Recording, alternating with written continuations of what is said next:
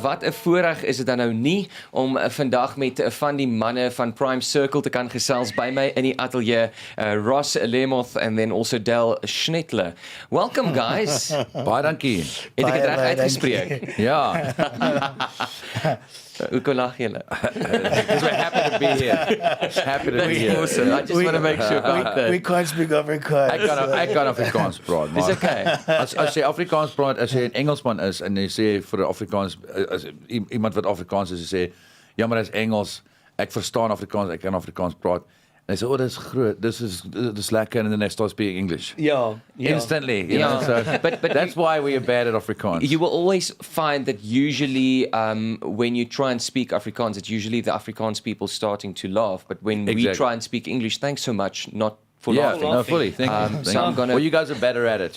Definitely. The crossover, yeah. So, how does it feel to be the band with the most viewed South African rock song ever on YouTube so far? I think it's standing on more than 1 million, 1.5, and that she always gets Yeah. what she wants. Yes. It's incredible, man. We didn't expect that. Yeah, we didn't. Yeah. I actually didn't think the song was, I thought it was okay. I thought it was going to like a B side or a third single.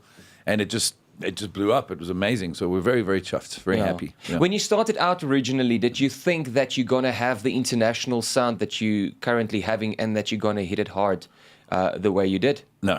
I did it literally. I joined the band and I was going to move to London and I had a job lined up with my sister. I was going to probably end up working construction and doing stuff there. So I just literally thought, let me just do this for a little while while I wait to get some stuff together. Dale always knew it. That's why he's covered in tattoos. His thing was he is going to be in a band. Got the rock star in me. Yeah, he said, I'm going to cover myself in tattoos so I have no backup plan. Yeah. No one will employ me. Yeah, no one will. This is like, who are you? So I think people really have a good idea of who you guys are, but for those who don't really know where you guys originated, the brainchild, whose brainchild was Prime Circle? So the brainchild was Marco. He was in Witbank. He owned a nightclub. And we asked him, we said, look, you're in a dance nightclub. Why do you own a nightclub? He says, well, he's Portuguese. So he goes, if you can't beat them, you make money off of them. This was his thing. That was a Russian accent, but terrible. But so he had a nightclub. And so we all were mixed. He's from Valcom. Dale was in a band called Salt Proxy back in the day that did a lot of stuff with Cedar. And then we got a guy from Maritzburg. I'm from Middelburg, and that's the Witbank Middelburg thing. And So there's really a diversity. all from everywhere. Yeah, That's across awesome. the country. That's awesome. So you guys are now what? Is it 17 years later? Close, and yeah. 17, almost Yeah. 18. You're still active. How do you actually remain relevant with your music? Is it We don't difficult know. with technology taking over? You get new listeners, you get new supporters. How do you remain relevant? We did struggle, if I may, with CD sales, seeing with the whole Instagram and social media with I can imagine. iTunes and Yeah, it was a big Spotify trick. I think and, everyone felt the pinch. yeah, Amazon and all. So obviously our CD sales had dropped, and then obviously now you can buy a single, so you don't have to buy an album anymore. So everyone's just bringing out singles left, right, and center. They're not even bringing out albums anymore, just on Yeah, it's nice to saving see costs. the streaming go, and then for us, one of the ways we kept relevant is it's just kept playing on the road. We are a live band, we're a touring band. So Yeah. I think Because I that's mean, you got guys to the entered fans. the industry when there was no social media. Ek moet Ja. eintlik vir julle sê oom. Yeah, exactly. you must. I quickly want to find out, guys, when it comes to writing music, I know you're not going to just give us the recipe and the secret behind it all, but how does it actually work? I mean, you guys are a team. Do you work together? Do you have a brainstorming session, jam sessions? Do you write separately? How does it work? It's different on every record. I mean, Okay. this last one, Dale and I did a lot of pre-production, a lot of pre-writing in his home studio, which was awesome. I mean, it's a lot of fun because it's like you get to present it to the rest of the guys, and then they give their take. When sometimes you're writing all as a team, it can get very frustrating, especially when you're in a band for 17 years. It's like being married. I think sometimes you just got to let one of the other in the relationship decide. So I think this time around it was a lot better that way. And then we went into the studio and just sort of gave each other enough space to do what we needed to do. Okay. So that's kind of cool. And you know, it's a depressing thing for me. Going through those writing things, it's not it's elating. It's so happy, and you're playing with extremes of emotion because you're writing these songs, and there's a lot on the plate. So I go through a lot of weird like personality changes when we do writing.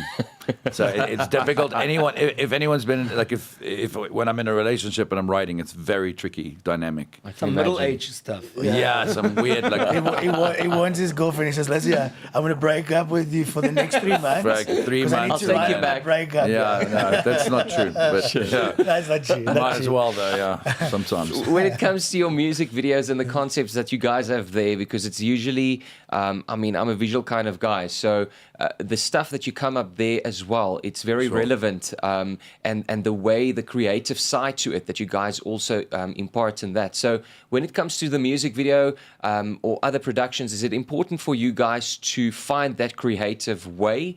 And how do you guys go about with that? Do you actually have some opinion when it comes to productions like that as well? Well, we've worked with some great directors like Ryan Kruger, and there's so many of the guys that we worked with that have made great videos.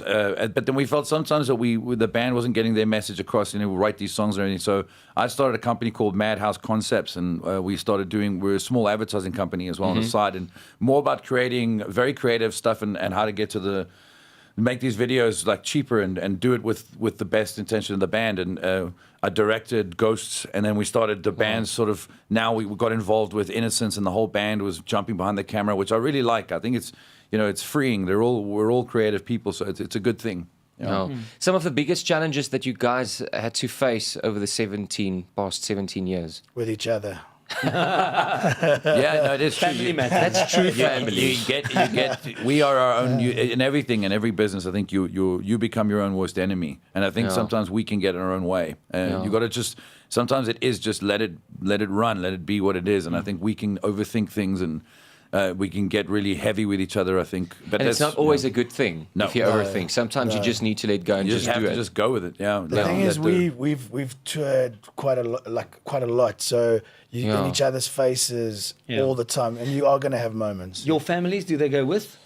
On Sometimes. tour? Yeah, I like having my family with me when I can. Obviously, it's a bit tricky when If there's children involved. Yeah, well, I got 2 teenagers, so they can stay at home and look after themselves. No. So if you think of the past 17 years or so, I mean, you guys, you're successful. There's nie geheim nie.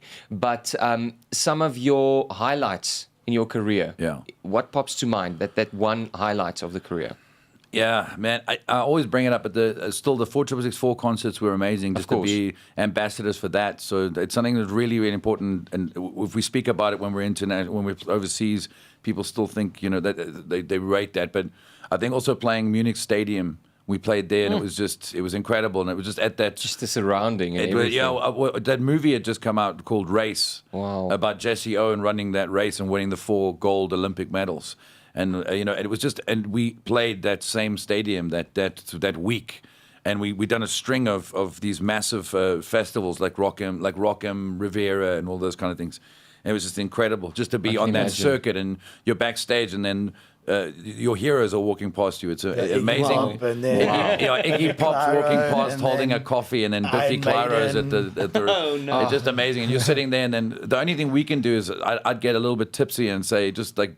I'd get a bit more confident, like, you're going to speak to some lady kind of thing, and you walk up to the guys from Biffy Clyro or whatever, and you say, you got to come to South Africa. There's the only thing you can think of. So I think half the bands that are coming here is because we were drunkenly shouted at them, they have to come here. Otherwise, there'll be consequence. Very interesting. Looking forward, because you guys are also hosting your own festival, Prime Yes. Fest. It's a lifestyle music Yes. festival. Yeah. Elaborate a bit on that. This is going to be something we're doing every year. We wanted to do a festival for a long time. Okay. It was actually when our first gig, we did a festival in Middelburg where we shut down the whole, in Witbank, we shut down the whole town. So it was something like we had a first imagine. experience. It was amazing. So this is something we wanted to do in Joburg, and we want to take this internationally as well. We want to bring international bands here. We've definitely been speaking to some internationals for next year. But this year we just took some of the biggest headlines we could get. It's an amazing lineup. It's pretty much the lineup that it's an amazing lineup. We wanted to get a lot more up and coming artists as well, but this is our first year, so it's definitely something that we're going to be building on and bringing Also in. multiracial. We've got Afrikaans, English, That's good. Black. covering all the And bringing some of the, like you said, aspects, some of the artists coming together, and that's what we need. Yeah, exactly. We wanted to make an South African festival, so that's sort of the thing, and across all borders and styles. Because I think everyone now, the lines are so much thinner in terms of what we're listening to. I think there used to be a lot more of like, okay, you're a rock guy, and now everyone's like, you don't even know like what style people are, which is great. So it's the best thing. So if someone would like to attend, how do they go about? Go to CompuTicket. You can buy on the day, but I would suggest the tickets are selling fast. So I would suggest you go to CompuTicket as soon as possible. $240 on CompuTicket, $280 at the door if you buy on the day. So buy And CompuTicket. it's a 10 o'clock to 10 o'clock event. The date? The 10th of November. 10th of November at It's around the Casalinga. corner. It's one of the most beautiful venues. Yeah. Casalinga. It is just, and it's easy. I mean, Mercedes-Benz is involved, and they're going to be driving people up and down. So it's crazy. Yeah, it's going to be right. Just quickly, before I'm going to send you guys out to go and sing your song for us or prepare, what pops to mind? Weirdest thing a fan has requested? Weirdest thing a fan has requested. I had a guy ask me if I'd sleep with his wife.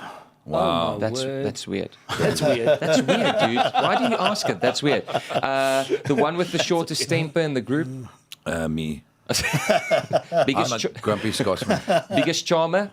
Dale. Definitely. And who takes the longest to prepare himself for a gig or performance? Neil.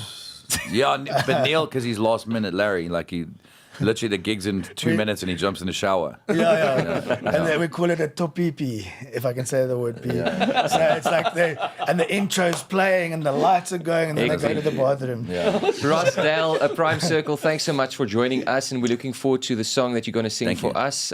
So thanks. Thanks for having us. We'll see you guys on the 10th. 10th Definitely. of November.